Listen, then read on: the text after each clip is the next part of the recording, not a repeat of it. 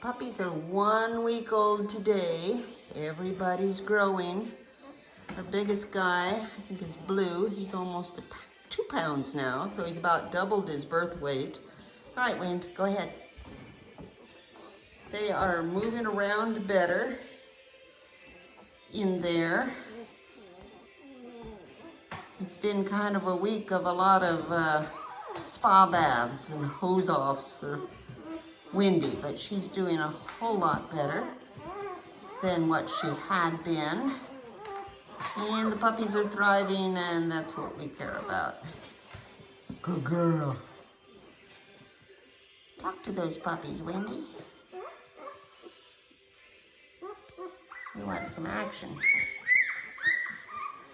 I think last night I didn't even have to get up once with the puppies. They're sleeping better through the night, or at least they're finding their way around more, so they need a few more rescues, which is nice.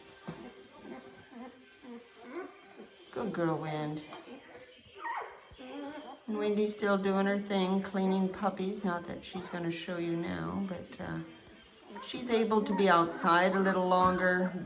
She's not quite as fixated on the puppies. She's willing to take a break, smart girl.